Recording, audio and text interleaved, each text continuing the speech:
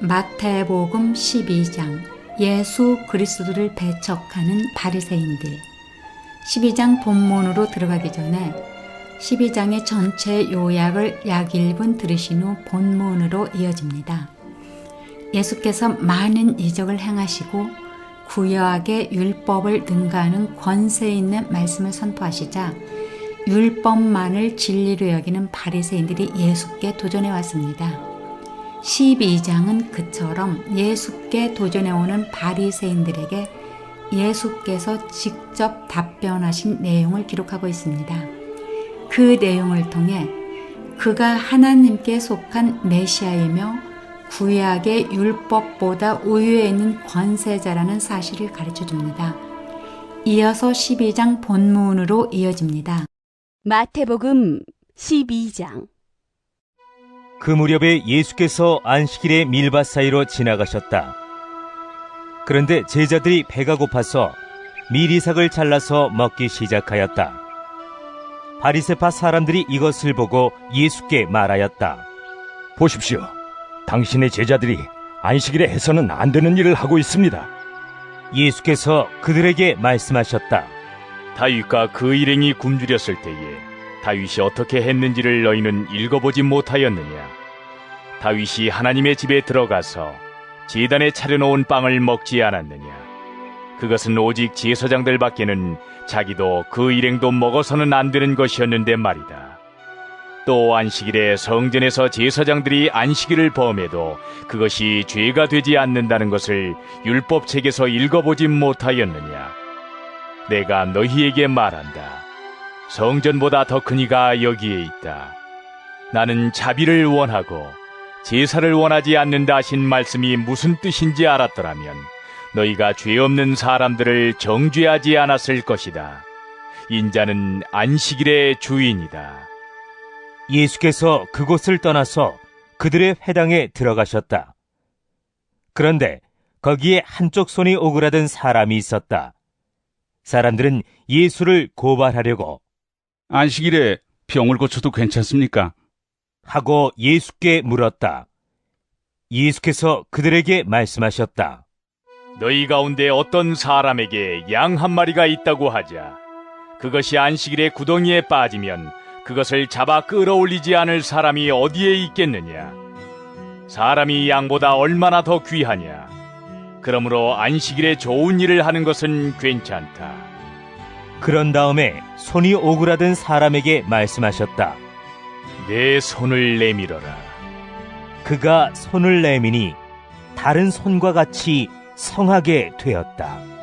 그래서 바리새파 사람들은 밖으로 나가서 예수를 없앨 모의를 하였다. 그러나 예수께서 이 일을 하시고서 거기에서 떠나셨다. 그런데 많은 무리가 예수를 따라왔다. 예수께서는 그들을 모두 고쳐주셨다. 그리고 자기를 세상에 드러내지 말라고 단단히 당부하셨다. 이것은 예언자 이사야를 시켜서 하신 말씀을 이루시려는 것이었다.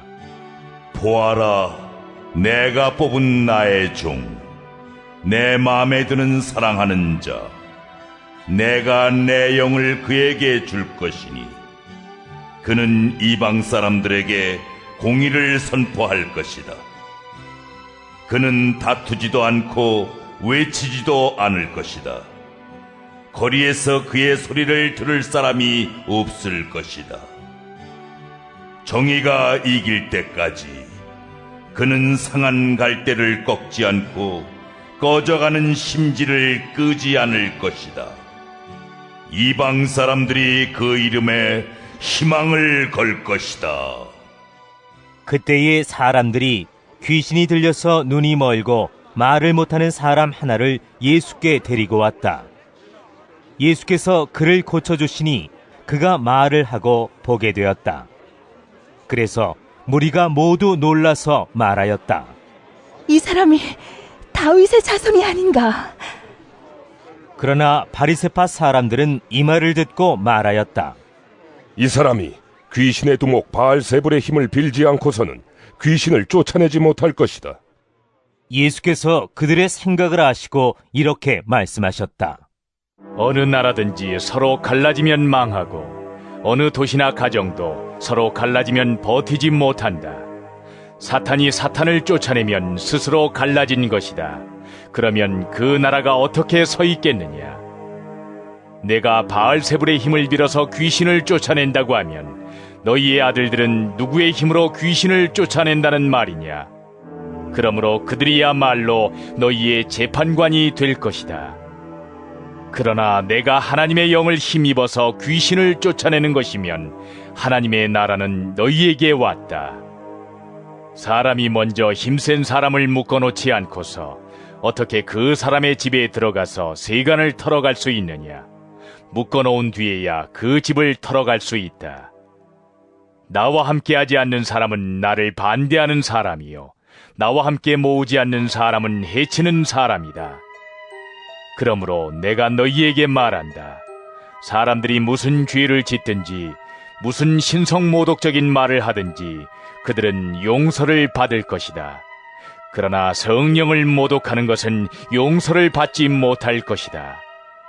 또 누구든지 인자를 거슬러 말하는 사람은 용서를 받겠으나 성령을 거슬러 말하는 사람은 이 세상에서도 오는 세상에서도 용서를 받지 못할 것이다.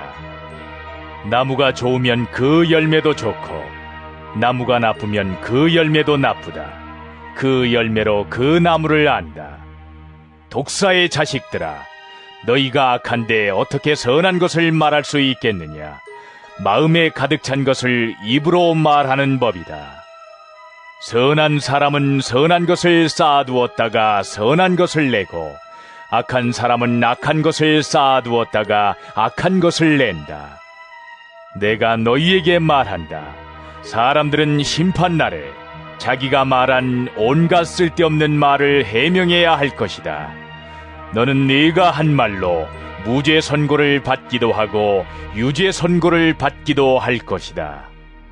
그때에 율법 학자들과 바리새파 사람들 가운데 몇 사람이 예수께 말하였다.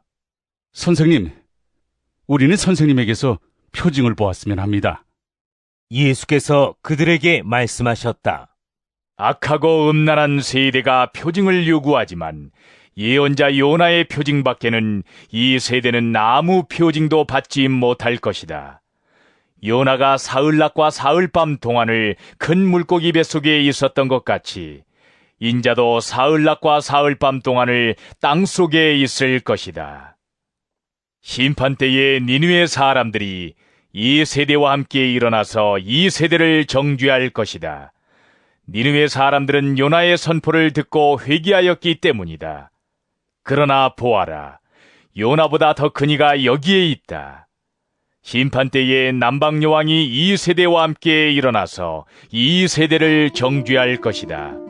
그는 솔로몬의 지혜를 들으려고 땅끝에서부터 찾아왔기 때문이다.